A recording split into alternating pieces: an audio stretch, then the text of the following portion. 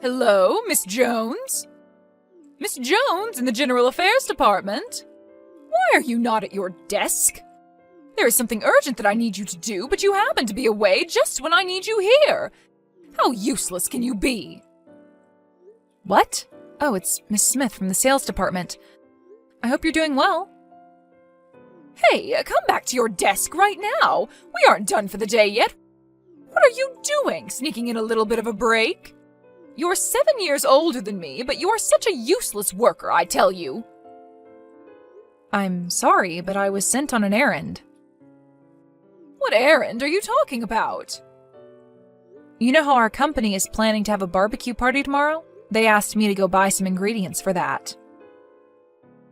Oh, it's the one that President Huxley is going to host. He's a great one. He is considerate of his workers, and he is a kind, handsome man. And he's only 32 years old. I wonder if he has a girlfriend. What do you think? Miss Smith, I thought you had something urgent you wanted me to do. What? Oh my God, that's right. I should be back in about 30 minutes, so if you could leave a memo on my desk on what I should do, that would be great. If there is something I don't understand, I'll come to you and ask. Alrighty.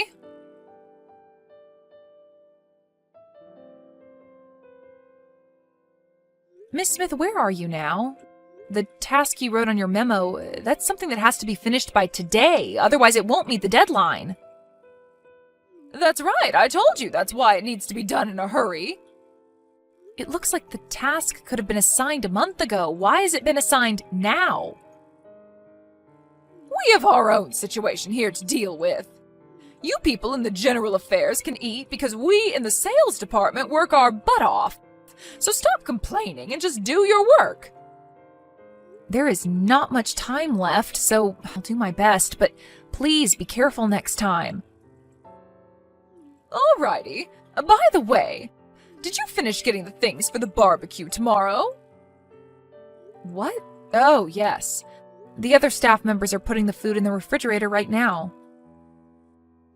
I am so looking forward to tomorrow. Say, you know what? I hear that we are free to wear whatever we want to the barbecue. I'm planning on wearing my best outfit tomorrow.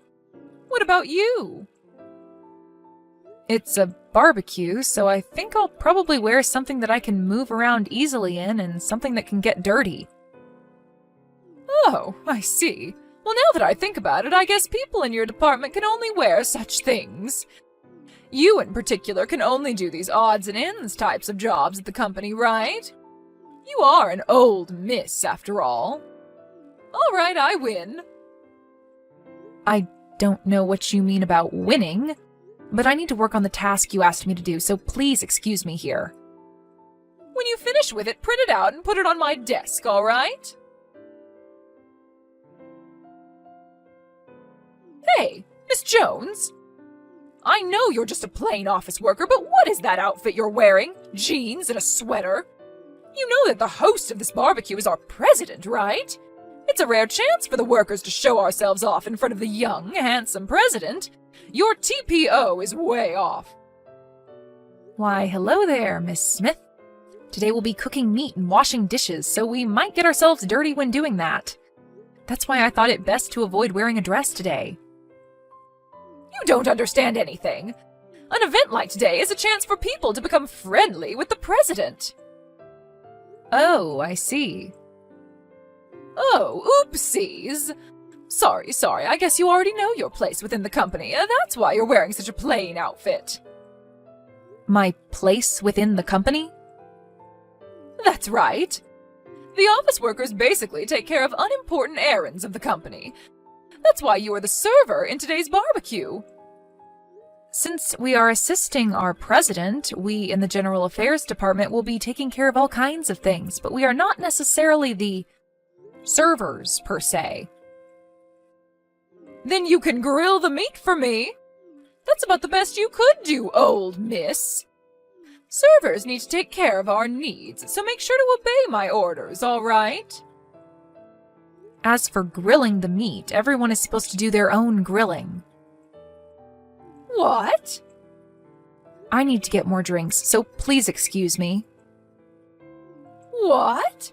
Hey! Don't ignore me. You're responsible for grilling my meat. Come here quickly and grill me my meat.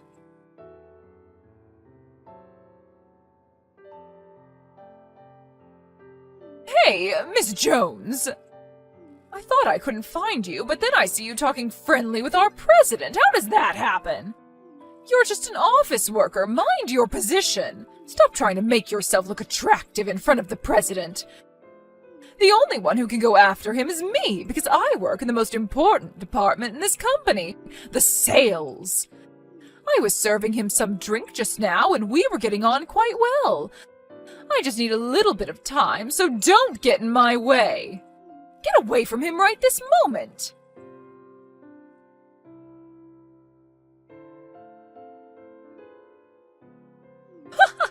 It serves you right. How does it feel to have beer showered on your head like that?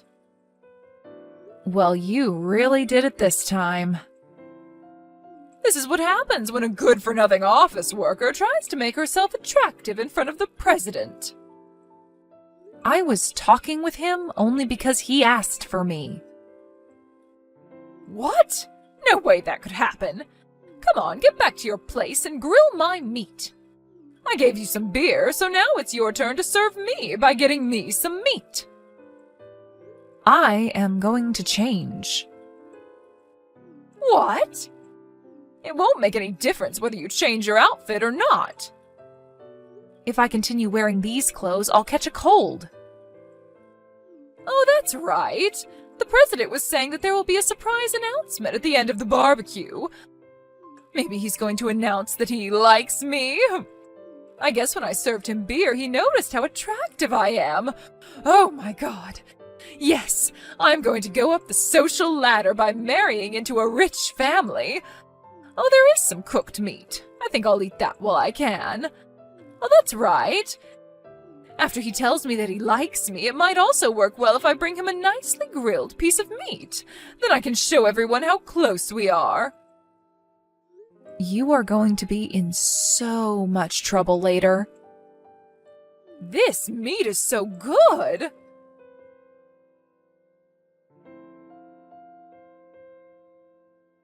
What on earth? What was that surprise about? The president was saying that he would introduce his fiancée, so I thought he decided to skip the part about telling me that he liked me and go straight to getting engaged. I was surprised, but I quickly got my act together and braced myself. But why were you, Miss Jones, introduced? The engagement announcement was actually going to be in 2 months. What? But you showed how you were trying to get the president for yourself. That became obvious. What's wrong with that? There's no one more suitable to be the president's wife than I. Our president physically can't drink alcohol. What? That's what he was telling you, but you were so persistent. When he left his seat for a moment, you poured alcohol into his glass of tea. If I hadn't noticed that, he would have drank it and would have been carried off to the hospital in an ambulance. What? You mean that wasn't beer? He was telling you that he can't drink, so I think one could safely assume that that glass did not contain any alcohol. But I thought he enjoyed my company. The way you behaved made him think that you were quite dangerous. Also, the fact that you poured beer on my head was the last straw.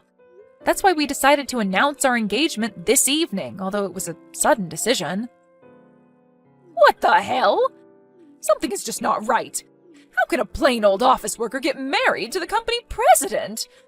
You're only given jobs that anyone could do. You only do boring work. The president and I have known each other since we were kids. We've been going out since I was around 20 years old. What? We used to work in different companies, but when it was decided that he was going to take over his grandfather's company, he thought it wouldn't be good if his future wife had no idea what kind of company he was going to take over. That's why I ended up changing companies. Well, I see. I guess anyone can do office work, so it's easy to change companies. It seems that you don't understand what office work consists of and that you really don't think highly of it. But I really don't want to be criticized by someone whose sales records are the worst in the department. Well, fine then. If the president is taken, I'll just look for someone else. Someone else? The managing director's son. I hear he's the president of a startup company. The managing director's son? That's right, I'll be able to marry into a rich family. I think it's impossible. What? Why not? At the barbecue today, you were eating the meat that someone else had grilled one after the other.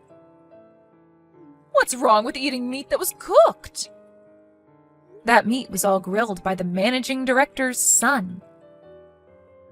What? Family members could also participate in the barbecue today, so he was also there. I thought we were grilling our own meat, but there was a woman who kept on stuffing herself with the meat that I grilled one after the other. She was wearing this flashy dress that wasn't suitable for the occasion, he said. I think he was talking about you. What?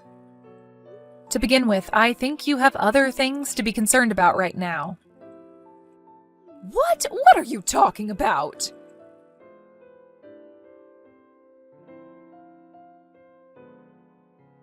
Hey, why am I being fired? I did nothing to get myself fired. It's what the company decided, so there's nothing I can do. You probably said something to the president, didn't you? I am not so low as to bring my private affairs into company matters. Well, it's true that how you acted at the barbecue was the primary cause. What do you mean by that? First, you poured alcohol into the president's glass, which could have seriously endangered his life. Second, that you poured beer on my head. Third, that you chose to ignore that rule about grilling your own meat and took other people's meat before they could eat it. Based on those reasons, the company started looking into the possibility of other victims. The compliance department in the company conducted some hearings. What? Hearings? I would have you know, though, I am usually working as one of the members on the compliance team, but this time, other people were put in charge of the case. Once they started looking, there was so much that they discovered. For example, you tried to make an 18-year-old employee drink alcohol at your department's gathering, and because she refused to drink at that time, you persistently complained to her the next day. And in another instance, you tried to claim another employee's sales records as your own. And there were many more similar complaints against you that they uncovered. What? Against me? It seems that these facts didn't come out into the open until now. But after gathering the data and finding out that there was so much, and the fact that you had caused our business partners much inconvenience in the past, they decided to fire you. No way!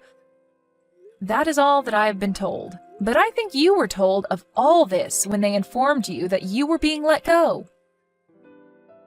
What? It would be better to listen to what other people tell you. If you do that, you can avoid making mistakes so that you can live a better life. That is a given. So that is all. Please excuse me.